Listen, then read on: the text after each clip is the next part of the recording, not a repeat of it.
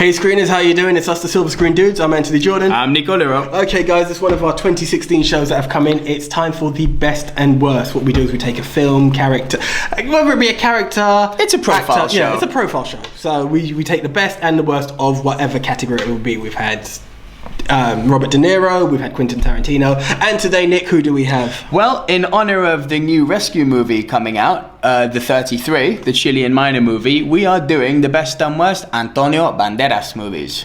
Big stuff. Fantastic actor in my choices this week. It's going to be really interesting. All right, well, let's start with what would we normally do, best or worst? I think I've always gone best. Should I go worst this week? No, go with what you want, mate. Start with your best.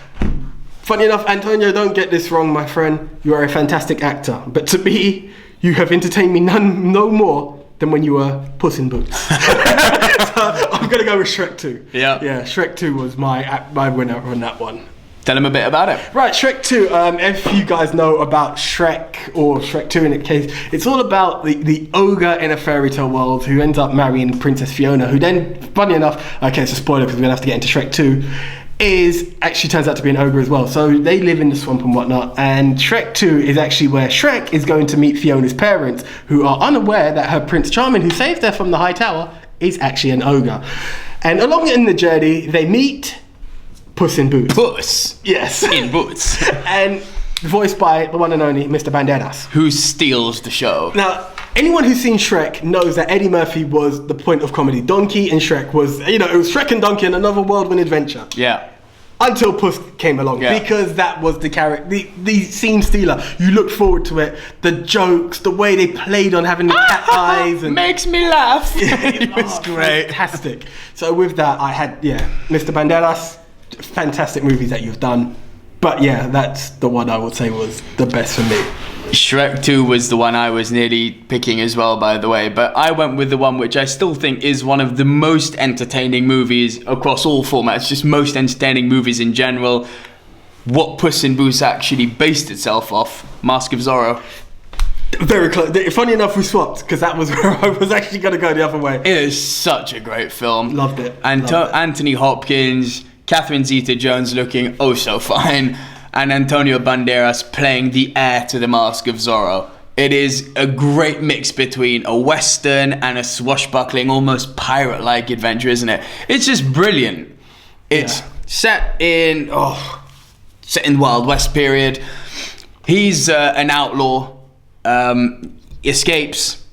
His childhood hero was Zorro, and Zorro ends up training him to bring justice in order to Mexico again. It's brilliant. It's a top movie. Highly It's so rewatchable. Oh yeah, definitely. You can watch it again and again and again. What's your worst? Right, this might be a bit cheeky because I actually forgot it last time, and it was reminded to us. Excuse me, link above with the Sylvester Stallone worst. The Specialist. He's not in that. Not the special. Assassin. Sorry, that was another bad Stallone movie. That's why two of them keep crossing my mind. Yeah, Assassins. Yeah. It's the. We've mentioned it before. Yeah, it's mentioned before, but I'll have to go for it again. Antonio Banderas, the young up-and-coming assassin who wants to prove he's number one, and how does he do it? By taking on the retired Sylvester Stallone as an assassin. You've won, my friend. Yes, Tyson was the best because Ali wasn't around. We can't debate it. You can't take on a guy who's not who he used to be. You have to take him on in his prime. Yeah. Exactly. That's terrible. Yeah. It's so bad. Wow, that's the worst 2 weeks in a row, huh? I've got a strong feeling. Funnily enough, I'm going for worst, which we mentioned in Tarantino. Oh, yeah. 4 Rooms.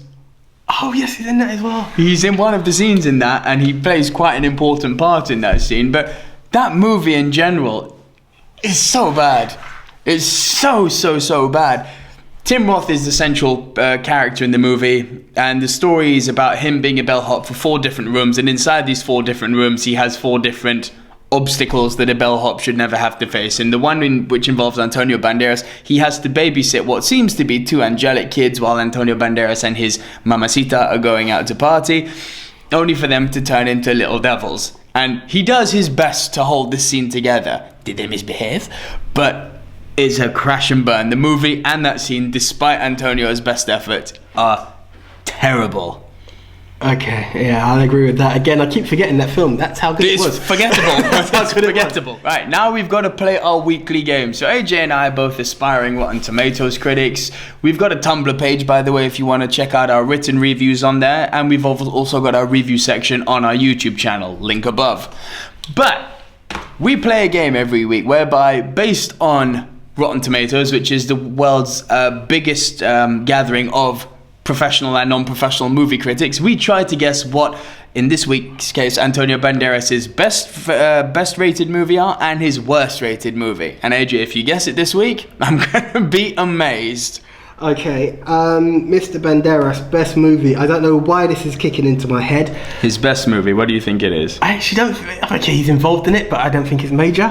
I'm going with Spy Kids. Spy Kids was high. Spy Kids got a 93%. Okay. Which is amazing considering how bad Spy Kids 2 and 3 were. Spy Kids they're watchable, but I was never the biggest No, the fan of first Spy one got Kids, a really high rating.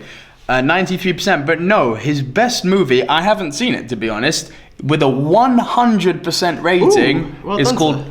Law of Desire. It's weird. Never not come to my attention. Comment below, guys. Have you seen this movie? Do you agree with the 100% rating? Love to hear it. What about his worst? Again, I had Assassins on the card until you reminded me yet again of Four Rooms. So I'm going to go with Four Rooms. Four Rooms got 4%, as you know from the Tarantino time. He's done something worse. Ay caramba. Ay caramba, indeed. Okay. Ay.